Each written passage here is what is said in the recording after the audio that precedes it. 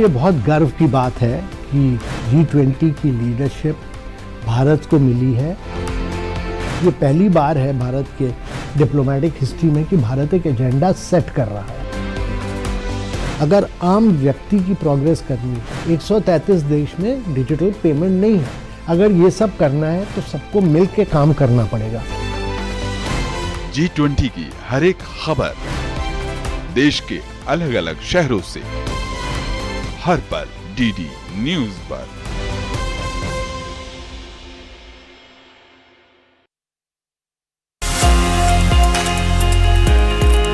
क्या आप एक सफल एंटरप्रेन्योर बनना चाहते हैं? क्या आप भी दुनिया की सबसे बड़ी समस्याओं का समाधान करना चाहते हैं? मैं आपको समझाऊंगा बिजनेस की सबसे ज्यादा जरूरी स्ट्रैटेजीज।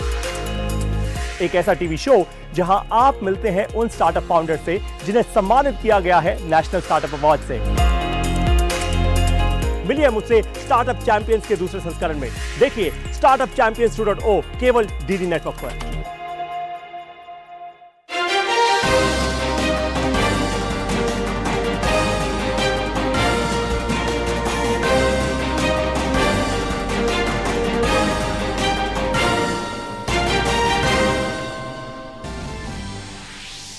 प्रधानमंत्री नरेंद्र मोदी ने आकाशवाणी से मासिक मन की बात कार्यक्रम में देश विदेश के श्रोताओं के साथ अपने विचार किए साझा। कोविड के प्रति सावधान रहते हुए सतर्कता के साथ त्योहार मनाने की अपील।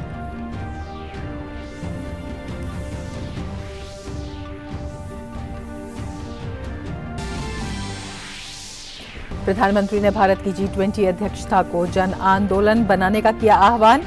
नमामि गंगे अभियान को बताया जन आंदोलन, कहा वैश्विक स्तर पर मिल रही है अभियान को पहचान। देशवासियों को दी क्रिसमस और नववर्ष की शुभकामनाएं।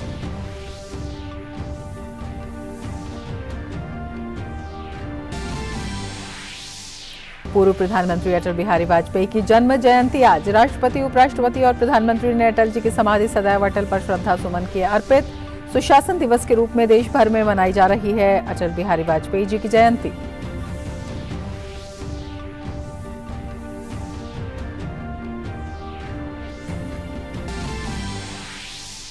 चीन समेत कुछ देशों में कोविड के बढ़ते प्रकोप को देखते हुए केंद्र सरकार सतर्क। केंद्र ने राज्यों को दिया मेडिकल ऑक्सीजन सप्लाई और ऑक्सीजन प्लांट के मोर्चे पर सभी तैयारी सुनिश्चित करने का निर्देश।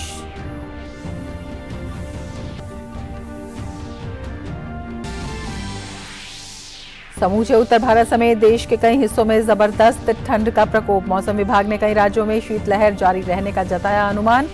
राष्ट्रीय राजधानी क्षेत्र में तापमान सामान्य से नीचे गया। कश्मीर घाटी में पिछले कुछ दिनों से तापमान जमाव बिंदु से नीचे दर्ज।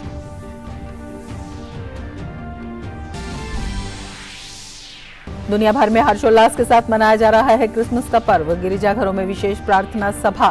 क्रिसमस के जश्न में करें कोविड-19 प्रोटोकॉल का पालन।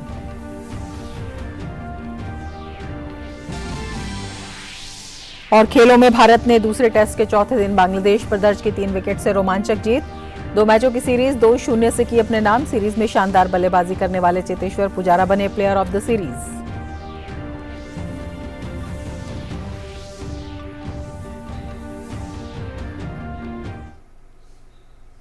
नमस्कार, DD न्यूज में आपका स्वागत है। मैं हूं रमा त्यागी। लेंगे समाचार विस्तार से। प्रधानमंत्री नरेंद्र मोदी ने आज सुबह आकाशवाणी से मासिक मन की बात कार्यक्रम में देश विदेश के श्रोताओं के साथ अपने विचार साझा किए। ये मन की बात कार्यक्रम का 96वां एपिसोड था। कार्यक्रम में प्रधानमंत्री ने इस बार 2022 में भारत की उपलब्धियों को साझा किया।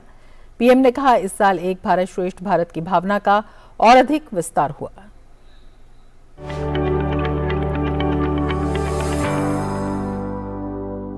इस साल के अंतिम मन की बात कार्यक्रम में प्रधानमंत्री नरेंद्र मोदी ने देश द्वारा तमाम क्षेत्रों में हासिल उपलब्धियों को साझा किया। प्रधानमंत्री ने कहा कि अतीत का अवलोकन हमेशा हमें वर्तमान और भविष्य की तैयारियों की प्रेरणा देता है। उन्होंने कहा कि 2022 में देश के लोगों का सामर्थ्य, उनका सहयोग, उनका संकल्प, उनकी सफलता का विस्तार इतना ज्यादा रहा कि मन की बात में सभी को समेटना मुश्किल होगा। 2022 वाकई कई मायनों में बहुत ही प्रेरक रहा, अद्भुत रहा। इस साल भारत ने अपनी आजादी के 75 वर्ष पूरे किए और इसी वर्ष अमृत काल का प्रारंभ हुआ। इस साल देश ने नई रफ्तार पकड़ी। सभी देशवासियों ने एक से बढ़कर एक काम किया। 2022 की विभिन्न सफलताओं ने आज पूरे विश्व में भारत के लिए एक विशेष स्थान बनाया है। 2022 यानी भारत द्वारा दुनिया की 5वीं सबसे बड़ी अर्थव्यवस्था का मुकाम हासिल करना। 2022 यानी भारत द्वारा 220 करोड़ वैक्सीन का अविश्वसनीय आंकड़ा पार करने का रिकॉर्ड। 2022 यानी भारत द्वारा निर्यात का $400 बिलियन का जादुई आंकड़ा पार कर जाना। 2022 यानी देश के जन जन द्वारा आत्मनिर्भर भारत के संकल्प को अपनाना, जी कर दिखाना। 2022 यानी भारत के पहले स्वदेशी एयरक्राफ्ट कैरियर आईएनएस विक्रांत का स्वागत। 2022 यानी स्पेस, ड्रोन और डिफेंस सेक्टर में भारत का परचम। 2022 यानी हर क्षेत्र में भारत का दमखम। प्रधानमंत्री ने कहा कि कॉमनवेल्थ गेम्स हो या हमारी महिला हॉकी टीम की जीत, खेल के मैदान में भी हमारे युवाओं ने जबरदस्त सामर्थ्य दिखाया। पीएम ने कहा कि देश के लोगों ने एकता और एकजुटता को सेलिब्रेट करने के लिए कई अद्भुत आयोजन किए, जो एक भारत श्रेष्ठ भारत की भावना का विस्तार है। साल 2022 एक और कारण से हमेशा याद किया जाएगा। ये है एक भारत श्रेष्ठ भारत की भावना का विस्तार। देश के लोगों ने एकता और एकजुटता को सेलिब्रेट करने के लिए भी कई अद्भुत आयोजन किए। गुजरात के माधवपुर मेला हो, जहां रुक्मिणी विवाह और भगवान कृष्ण के पूर्वोत्तर से संबंधों को सेलिब्रेट किया जाता है, या फिर काशी तमिल संगमम हो, इन पर्वों में भी एकता के कई रंग दिखे। 2022 में देशवासियों ने एक और अमर इतिहास लिखा है। अगस्त के महीने में चला हर घर तिरंगा अभियान, भला कौन भूल सकता है। वो पल थे, हर देशवासी के रोंगटे खड़े हो जाते थे। आजादी के 75 वर्ष के इस अभियान में पूरा देश तिरंगामय हो गया। 6 करोड़ से ज्यादा लोगों ने तो तिरंगे के साथ सेल्फी भी भेजी। आजादी का ये अमृत महोत्सव अभी अगले साल भी ऐसे ही चलेगा, अमृत काल की नींव को और मजबूत करेगा। इस साल भारत को G20 समूह की अध्यक्षता की जिम्मेदारी भी मिली है। इस संबंध में प्रधानमंत्री ने देशवासियों से नए साल में G20 के उत्साह को नई ऊंचाई पर ले जाकर आयोजन को एक जन आंदोलन बनाने की अपील की। Bureau report, DD news.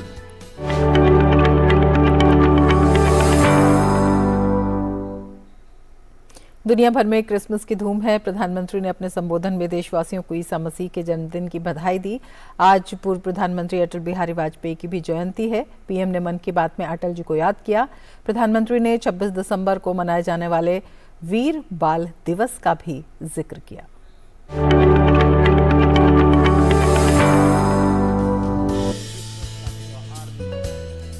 देश भर में क्रिसमस का त्योहार बड़े हर्षोल्लास के साथ मनाया जा रहा है।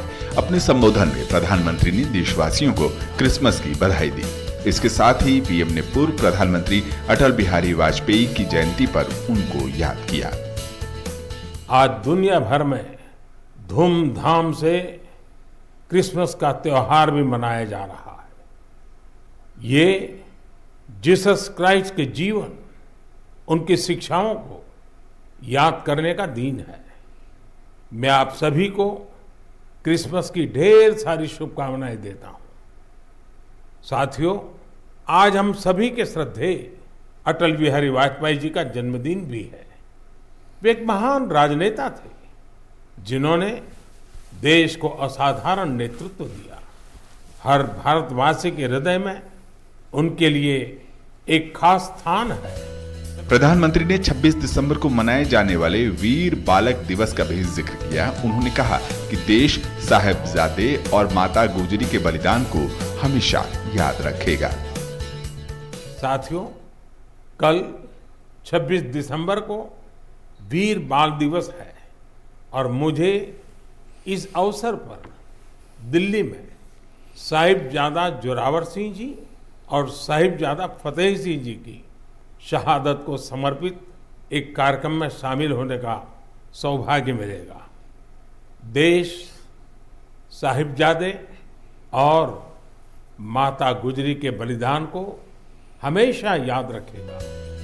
दुनिया के कई देशों में कोविड संक्रमण के बढ़ते खतरे के बीच प्रधानमंत्री ने देशवासियों से सतर्कता के साथ त्योहार मनाने की अपील की। Bureau report, DD news.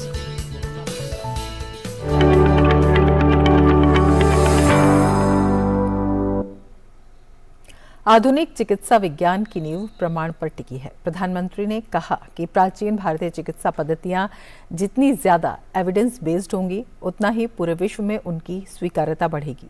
उन्होंने कहा कि सरकार इसके लिए लगातार प्रयास कर रही है।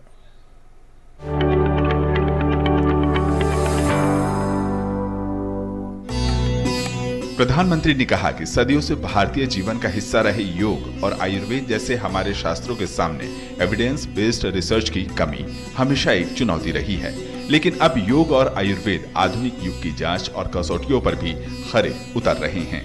आप सभी ने मुंबई के टाटा मेमोरियल सेंटर के बारे में जरूर सुना होगा। इस संस्थान ने रिसर्च, इनोवेशन और कैंसर केयर में बहुत नाम कमाया है। इस सेंटर द्वारा की गई एक इंटेंसिव रिसर्च में सामने आया है कि ब्रेस्ट कैंसर के मरीजों के लिए योग बहुत ज्यादा असरकारी है। टाटा मेमोरियल सेंटर ने अपनी रिसर्च के नतीजों को अमेरिका में हुई बहुत ही प्रतिष्ठित ब्रेस्ट कैंसर कॉन्फ्रेंस में प्रस्तुत किया है। इन नतीजों ने दुनिया के बड़े बड़े एक्सपर्ट्स का ध्यान अपनी तरफ खींचा है, क्योंकि टाटा मेमोरियल सेंटर ने एविडेंस के साथ बताया है कि कैसे मरीजों को योग से लाभ हुआ है। प्रधानमंत्री ने कहा कि भारतीय चिकित्सा पद्धतियां जितनी ज्यादा एविडेंस बेस्ड होंगी, उतनी ही पूरे विश्व में उनकी स्वीकार्यता बढ़ेगी। उन्होंने कहा कि सरकार इसके लिए लगातार प्रयासरत है। दिल्ली के एम्स में भी एक प्रयास किया जा रहा है। यह हमारी पारंपरिक चिकित्सा पद्धतियों को वैलिडेट करने के लिए 6 साल पहले centre for integrative medicine and research की स्थापना की गई। इसमें लेटेस्ट मॉडर्न टेक्निक्स और रिसर्च मेथड्स का उपयोग किया जाता है। प्रधानमंत्री ने दिल्ली के एम्स में भारतीय चिकित्सा पद्धतियों के वैज्ञानिक प्रमाणीकरण को भी एक आंदोलन के रूप में परिवर्तित करने का आह्वान किया। Bureau report, DD news.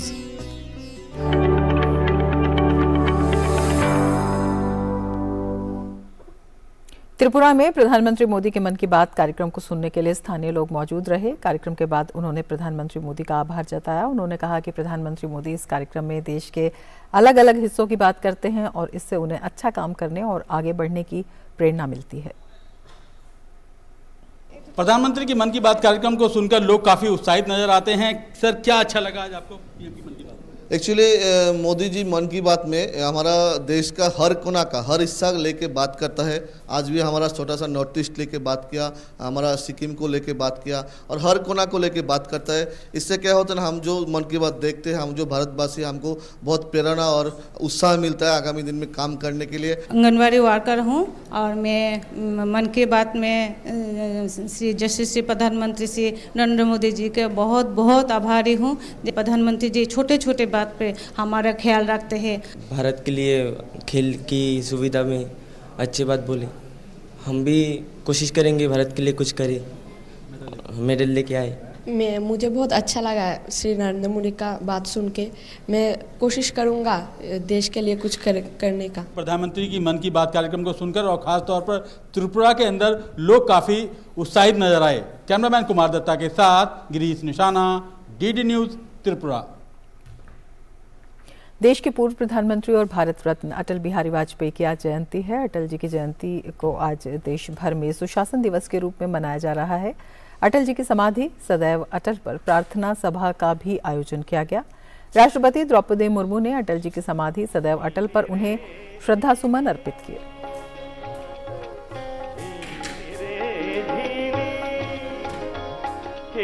Ram नाम रस भीनी चदरिया जीनी रे धीनी के राम नाम रस भीनी चदरिया जीनी रे अष्टकमल का चरखा। उपराष्ट्रपति ने भी उनकी समाधि पर पुष्पांजलि अर्पित कर अटल जी को याद किया।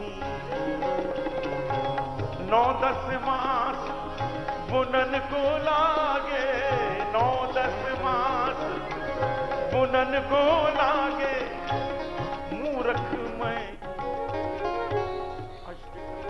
प्रधानमंत्री नरेंद्र मोदी ने देश के पूर्व प्रधानमंत्री और भारत रत्न अटल बिहारी वाजपेयी को सदैव अटल पर श्रद्धा सुमन अर्पित किए। 9-10 मास बुनन को लागे, 9-10 मास बुनन को लागे, मूर्ख मैं। लोकसभा अध्यक्ष ओम बिरला ने भी अटल जी को कोटि कोटि नमन करते हुए श्रद्धा सुमन अर्पित किए। गृह मंत्री अमित शाह, रक्षा मंत्री राजनाथ सिंह और भाजपा अध्यक्ष जेपी नड्डा ने भी अटल जी को पुष्पांजलि अर्पित की।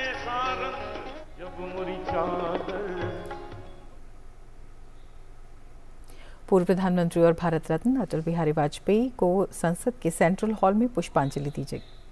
लोकसभा अध्यक्ष ओम बिरला, प्रधानमंत्री नरेंद्र मोदी सहित कई गणमान्य व्यक्तियों ने अटल जी को पुष्पांजलि अर्पित की।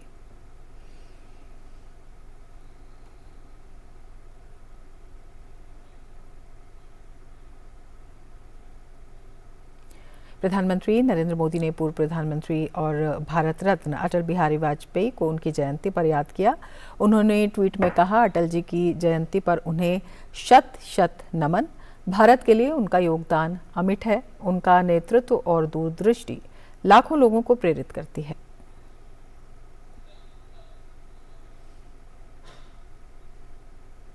कृतज्ञ राष्ट्र आज महामना मदन मोहन मालवीय जी की जयंती पर उन्हें नमन कर रहा है। मालवीय जी ने देश की आज़ादी के लिए भरसक प्रयत्न किया और भारत माता की सेवा में अपना पूरा जीवन लगा दिया। मालवीय जी महान शिक्षाविद, बेहतरीन वक्ता तथा राष्ट्रीय नेता थे। उन्होंने भारत में शिक्षा के एक बड़े केंद्र बनारस हिंदू विश्वविद्यालय की स्थापना की। उन्हें सम्मानपूर्वक महामना के नाम से जाना जाता है।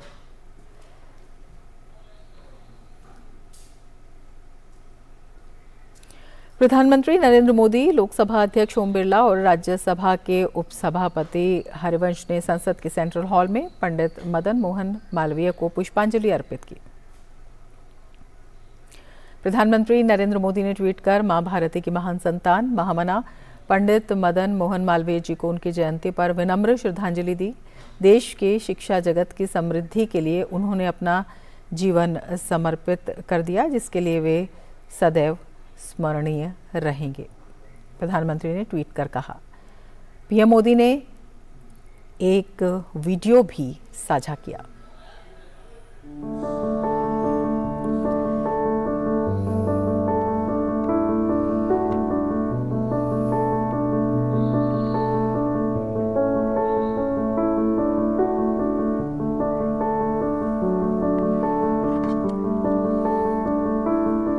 मैं भारत रत्न महामना जी के चरणों में वंदन करता हूं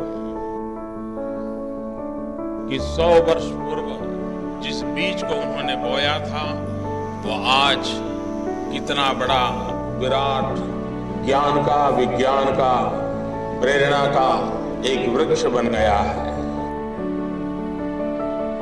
100 साल पहले महामना जी के इस कार्य को देखें तो पता चलता है कि दीर्घदृष्टा किसको कहते हैं, विजनरी किसको कहते हैं। भारतीय जनमानस में संकल्प और आत्मविश्वास जगाने वाले मालवीय जी ने आधुनिक शिक्षा को एक नई दिशा दी। उन्हें जयंती पर भावभीनी श्रद्धांजलि। काशी हिंदू विश्वविद्यालय के संस्थापक और महान स्वतंत्रता सेनानी महामना पंडित मदन मोहन मालवीय जी का 161वां जन्मदिन है। संपूर्ण राष्ट्र उन्हें याद कर रहा है। वहीं काशी में उनके मानस पुत्र उनका जन्मदिन विशेष रूप से मनाकर उन्हें उनके जन्मदिन पर श्रद्धांजलि दे रहे हैं, याद कर रहे हैं। देखिए वाराणसी के 80 घाट से हमारे संवाददाता हरिकेश बहादुर की ये खास रिपोर्ट। मालवीय जी की यह चित्र है मालवीय जी का और 80 घाट है। मालवीय जी के जीवन में 80 घाट का महत्व है। जैसे कि यहाँ के सांसद और देश के प्रधानमंत्री का यहाँ से स्वच्छता अभियान शुरू किया था, वैसे ही मालवीय जी ने काशी हिंदू विश्वविद्यालय के बारे में 80 घाट पर ही बैठकर लोगों से चर्चा की थी। उन्हीं के जीवन से, चूँकि आज उनका जन्मदिन है, उन्हीं के जीवन से जुड़े हुए अभिलेख और छाया चित्र प्रदर्शनी यहाँ पर लगाई गई है, जिसको देखने के लिए लोग, युवा भी, वरिष्ठ नागरिक भी और काशी हिंदू विश्वविद्यालय के पढ़े हुए उनके मानस पुत्र भारी संख्या में आ रहे हैं और पुष्पांजलि अर्पित करके उन्हें श्रद्धांजलि दे रहे हैं। एक तरफ जहां अभिलेख और छायाचित्र प्रदर्शनी लगी हुई है मालवीय जी की, वहीं दूसरी तरफ जो काशी हिंदू विश्वविद्यालय के पढ़े हुए छात्र, पूरा छात्र हैं और मालवीय जी के मानस पुत्र हैं, उनके अभिनंदन और सम्मान का एक समारोह भी आयोजित किया गया है। ये जो सम्मान है, इसको आयोजित करने वाले वीरेंद्र सिंह जी हैं, जो ये खुद भी काशी हिंदू विश्वविद्यालय के छात्र रहे हैं। वीरेंद्र जी, ये कैसा अवसर है और क्यों सम्मानित कर रहे हैं आप तीन लोगों को? ये विगत तीसरा साल है 161वीं मालवीय जी के जयंती के पावन उपलक्ष्य में महामना के जो एक सपना था, वो जाह्नवी के तट पर उन्होंने संकल्प लिया था। उन्होंने सोचा था, देश आज़ाद नहीं हुआ था, उनके मन में 1905 में कुंभ के मेले में उन्होंने संकल्प लिया था कि एक शिक्षा मंदिर ऐसा होना चाहिए। और उनकी जो दूरदृष्टा थे, वो शिक्षक थे, वो पत्रकार थे, वो स्वतंत्रता सेनानी थे, वो राजनेता थे।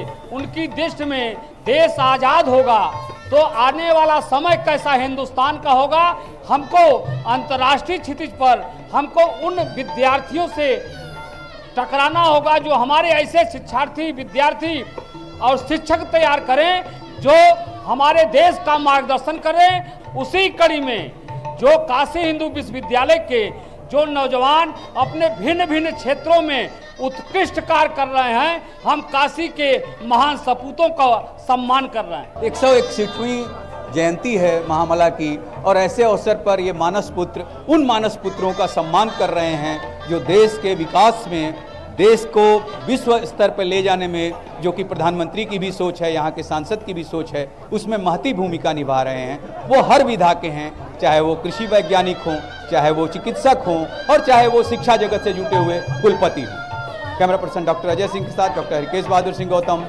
DD news, 80 Ghat, Varanasi. One rank one pension पर 2 दिन पूर्व कैबिनेट की बैठक में हुए फैसले पर इंडियन एक्स सर्विसेज लीग के अध्यक्ष ब्रिगेडियर करतार सिंह ने प्रधानमंत्री और रक्षा मंत्री का आभार व्यक्त करते हुए कहा कि सरकार ने लंबे समय से चल रही मांग को पूरा कर दिया है। उन्होंने आशा व्यक्त की कि आने वाले समय में सरकार अपने सैनिकों के कल्याण से संबंधित सभी कामों को इसी तरह पूरा करती रहेगी। आज मैं अपनी सरकार, अपने माननीय प्रधानमंत्री और माननीय रक्षा मंत्री जी का धन्यवाद करता हूं कि उन्होंने हमारी एक लंबित डिमांड को कुछ समय बाद घोषित कर दिया है। ये demand one rank one pension का रिवीजन जो 2019 से ड्यू था, कोविड के कारण इसमें कुछ देरी हुई। मुझे पूरा विश्वास है आने वाले समय भी सरकार अपने सैनिकों के सभी वेलफेयर को इसी प्रकार निभाती रहेगी। एक और छोटा सा निवेदन है कि जो लोग, जो सैनिक, जो वीर नारियां 75 साल से ऊपर है, उन सब का भी जो एरियर है वो एक मुफ्त दे दें तो उन लोगों के लिए अच्छा होगा, क्योंकि पिछले 4 वर्ष में हमारे तकरीबन 8 से 9 हजार पेंशनर्स वर्ग सुधार गए हैं। दुनिया में धूमधाम के साथ क्रिसमस मनाया जा रहा है। गोवा, मुंबई, कर्नाटक और दिल्ली में लोगों पर क्रिसमस का खुमार छाया हुआ है। इससे पहले रात 12 बजे के बाद लोग क्रिसमस के जश्न में डूब गए। इस विशेष मौके पर चर्चों में प्रार्थना सभाओं का आयोजन किया गया।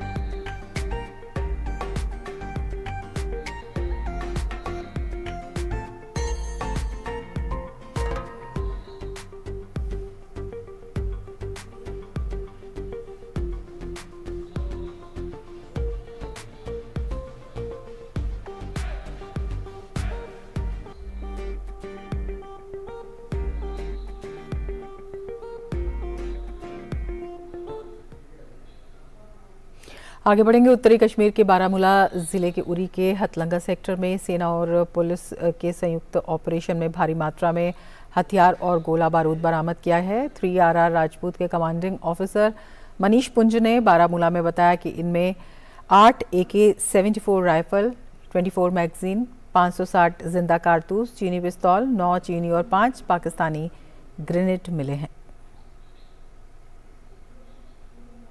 भारत ने बांग्लादेश के खिलाफ दूसरे टेस्ट मैच में 3 विकेट से रोमांचक जीत दर्ज की। इसके साथ ही भारत ने 2 मैचों की सीरीज को 2-0 से अपने नाम कर लिया। बांग्लादेश द्वारा दिए गए 145 रन के लक्ष्य का पीछा करने उतरी भारतीय टीम की शुरुआत बेहद खराब रही। चौथे दिन का खेल शुरू होते ही भारत ने जयदेव उनादकट का विकेट गंवा दिया। उन्हें शाकिब अल हसन ने LBW किया। वे 16 गेंद पर 13 रन बनाकर आउट हुए।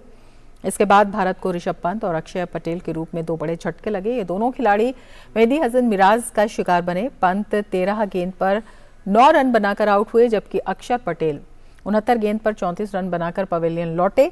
इसके बाद अश्विन और श्रेयस अय्यर ने पारी को संभाला और 8वें विकेट के लिए 71 रन की नाबाद साझेदारी करते हुए भारत को जीत दिला दी। इससे पहले बांग्लादेश ने अपनी दूसरी पारी में 231 रन बनाए और भारत के सामने जीत के लिए 145 रन का लक्ष्य रखा। जवाब में तीसरे दिन का खेल खत्म होने तक भारत ने 4 विकेट के नुकसान पर 45 रन बना लिए थे। इसके साथ ही इस बुलेटिन में फिलहाल इतना ही। नमस्कार।